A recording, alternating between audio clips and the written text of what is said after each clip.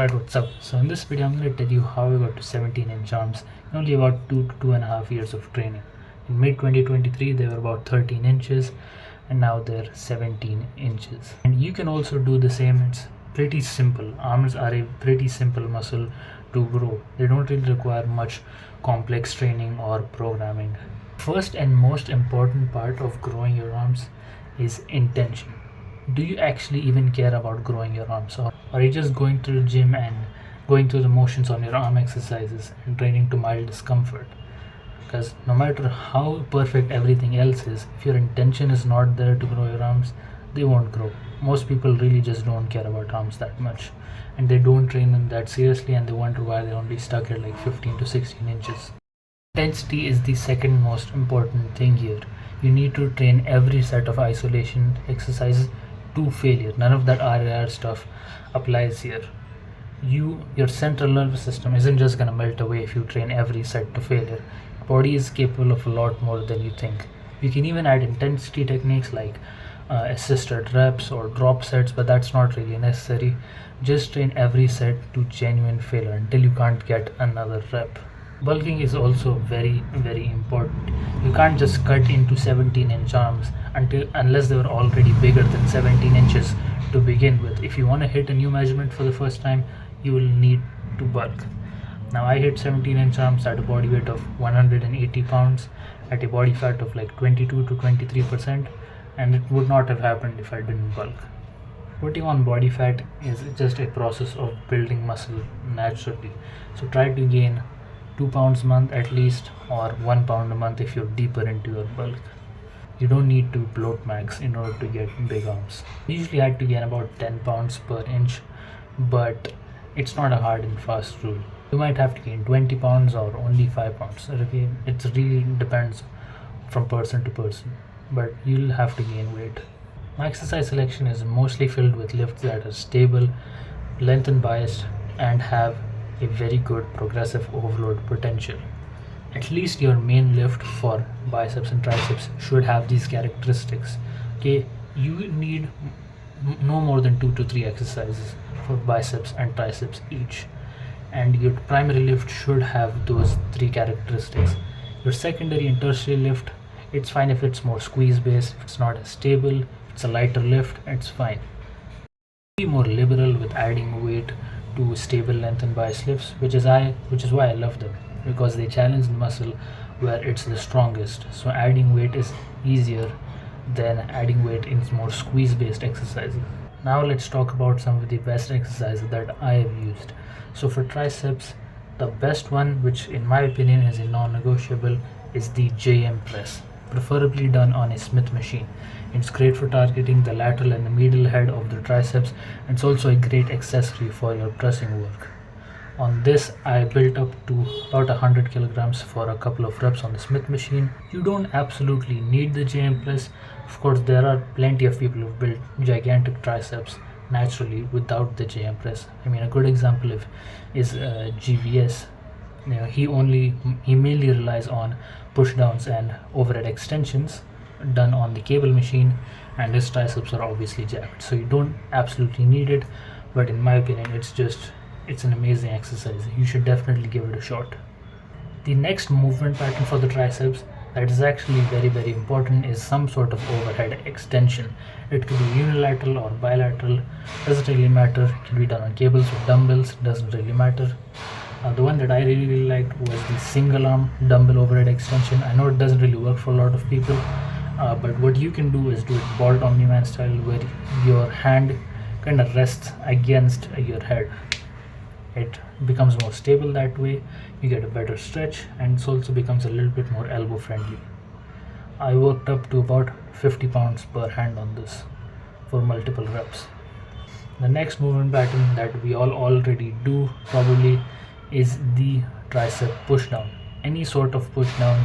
It could be dual rope push downs, regular push downs. My personal favorite right now is the incline push down done on the bench. I worked up to right now about 80 kilograms on this on a 2-to-1 pulley. It's really good exercise. I think it's the best tricep push down variation of all time. The only downside is that it does have a tricky setup.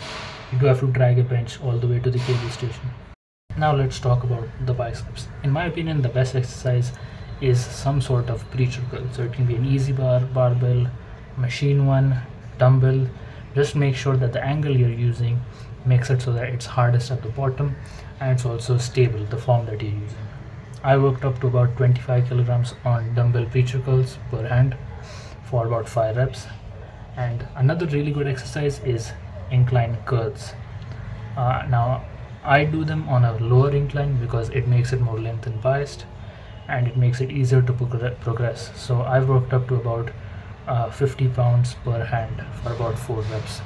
And last but not least, hammer curls. Obviously we know that the brachialis is important, so targeting it with some sort of hammer curl variation is always a good idea. Now there are also other variations that you can do, some sort of standing dumbbell curl, barbell curl. That's also great. I'm personally not really a fan of that. And for triceps you can also do skull crushers, but again I'm not really a fan of that. I feel like just 2 to 3 good exercises, one main exercise on which you go heavy and then another more secondary exercise on which you go a bit lighter and you focus more on form. This synergistically works together and gives you a well-rounded arm training protocol. Let's talk about progression schemes and the reps and sets. So for the primary exercise, I like to do a top set and a back of set approach. So the first set I like to do about 4 to 6 reps. Now it's low, I know it's a low rep range, but makes it pretty easy to add weight and progress. And the second set I like to do 6 to 8 reps. So I like to lower the weight a little bit and focus a bit on better form. And for the secondary exercise, I like to do slightly higher reps for about 8 to 10. I personally don't like to go beyond 10 reps. That's just personal preference. I wouldn't recommend going above 15 though if you're gonna do higher reps, because at that point the cardiovascular demand is higher and the lactic acid burn could also cause you to fail. Okay, I know it's just mentally more difficult. Alright, that's why doing lower reps is generally better, because you will consistently hit failure. You won't just give up because the set is too difficult. We're not trying to be David Goggins, we're trying to build muscle. Talk about micro progression, which really helped me get to high numbers on all my lifts. Now, on arm isolation lifts, the absolute load is relatively low, so that's why it can be hard to progress. So for example, let's say you do 5 kilograms on, let's say you add 5 kilograms on a 20 kilogram barbell curl, that's a 25% increase. So that is a big jump. Whereas if you add 5 kilograms on a 200 kilogram deadlift, that's only a 2.5% jump. So it's a lot more manageable. Generally speaking, about 1.25 kilograms per side on barbell movements is enough, or 5 pounds total. But I believe we can push for smaller increments so that we can tighten up our rep ranges and make progression faster. It's like 0.5 kilograms per side. Now, this can be achieved using micro plates, which you can buy online. But if you don't have access to those, I'll make a video later on to show you how to do them without those plates. Now the weight that you use is actually kind of arbitrary, because no matter what weight you use, you can make it equally challenging based on how strict your form is. So that's why you should never fall into the trap of doing those really slow, super squeezy reps that a lot of guys do for arms. Okay, though it's not about getting a pump. It's about doing real reps with real challenging weight. Ultimately, if you increase the load over time while maintaining a similar technique, your muscles will get bigger. Let's talk about the training split. It really doesn't matter all that much. What's most important though is training your arms when they are fresh. So instead of training them at the end of your upper body days, train them when they are fresh. So let's say if you follow push-pull legs, instead of doing chest and triceps, do chest and biceps. Instead of doing back and biceps, do back and triceps. And if you don't want to do that, you can just add an arm day like I do. Now let's talk about a very important practice that not a lot of guys actually do, and that is measurements. Okay, you have to measure your arms at least once a month. This will give you an indicator as to whether you're actually making progress or not. So take a tape measure, measure on the thickest part of your arm, flex as hard as possible. And yes, measure strictly as possible. Do not try to inflate your measurements by cheating. And no, pumped measurements do not count. You're not going to be walking around with a pump all of the time. and also they can be very, very inconsistent. One day you might get a really good pump, another day you might get a really bad pump. So pump measurements don't count. Now if your arms are below 15 inches, I think gaining 0.2 inches per month is even kind of a realistic goal. Whereas if your arms are 16 inches or above, then gaining 0.1 inches per month is more realistic. When it comes to strength standards, it's really difficult to give like a range that okay, if you can do this much weight for these many reps, your arms will be this size. It depends on a lot of factors like your body fat percentage, your insertions, etc., and your muscle bellies. I can do, for example, JM press with 100 kilograms for like 5 to 6 reps on the Smith machine, and that is what it took me to get to 17-inch arms. But if you compare it to some other person, like let's say for example basement bodybuilding, he could do, I believe, somewhere around 165 to 175 pounds on the Smith machine JM press for about like 7-8 reps, and that's what it took to get him to 17-inch arms. So everybody is different, right?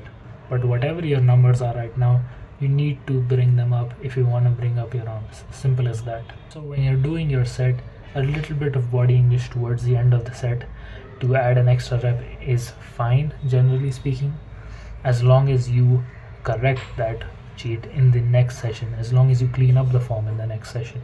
This isn't a license for sloppy form during your workout. Your form should be relatively strict the entire time, but a little bit of cheating here and there is fine. And of course, cleaning it up later is also important. I know a lot of guys might find arm training boring because the progress is usually slower as compared to their compound lifts, but like I said, the absolute load is lower, so the progress will be slower overall, but that can somewhat be mitigated through micro progression. Even adding one rep can actually increase your 1 rep max by a good bit actually. So that's pretty much it for this video. Let me know in the comments what your current arm size is and what arm size you're aiming for. So yeah, that's pretty much it. See you on the next one.